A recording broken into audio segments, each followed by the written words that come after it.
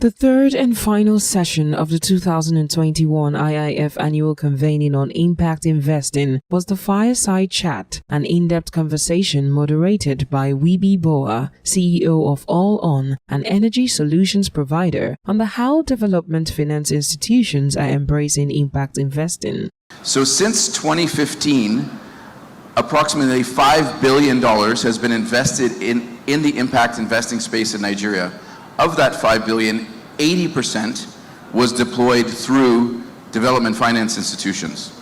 So they have an outsized impact on the space. Because sectors such as manufacturing, ICT and infrastructure, etc., in which development finance institutions (DFIs) focus their attention and funding on are not necessarily the kinds of sectors that readily come to mind when talking about impact investing. Wiebe wanted to know in exactly what ways international and local DFIs and international agencies such as the United Nations Development Fund (UNDP), the International Finance Corporation, Nigerian's Bank of Industry, and the African Finance Corporation have approached the issue of impact over the years. We're modeled after the IFC, obviously, in terms of the way we approach the market. We have countries that signed up to an international treaty. Just yesterday, the government of Niger became the 33rd African country to sign up to AFC treaty. And thank you. And, we also do have private sector shareholders. So it's a PPP, the private sector and the public sector coming together to do development and impact. So that's really the vision of AFC when we're created. And then, of course, all our projects, we have been the thought leader in a lot on the environmental and social front. As you know, the Equator Principles are based on the IFC performance standards, and most banks now follow that, at least on the large project financing, but that is also being worked down into the impact investing principles, where we are a founding member of again getting these principles that IFC has traditionally used accepted by broader market participants.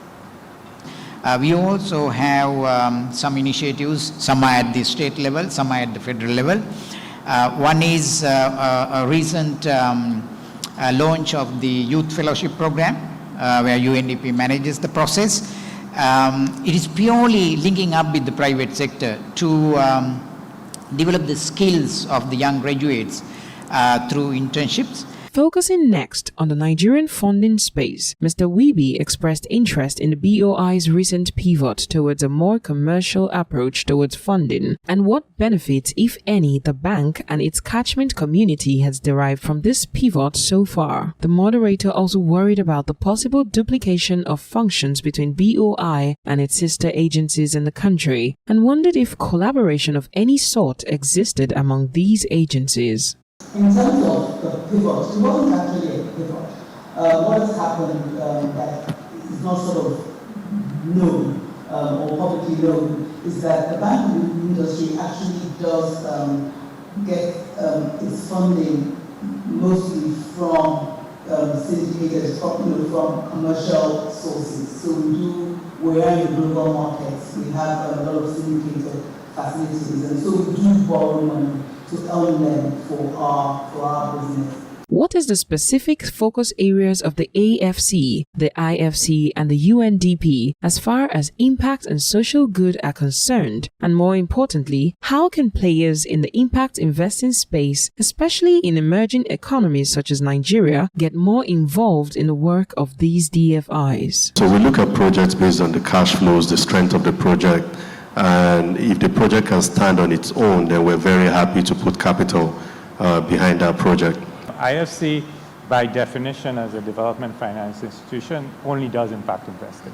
And we normally work to get to those through our partners, right? So we have various partners. If you're looking at SMEs, we might work through a traditional bank, for instance, where we would give them not only funds, but advisory support.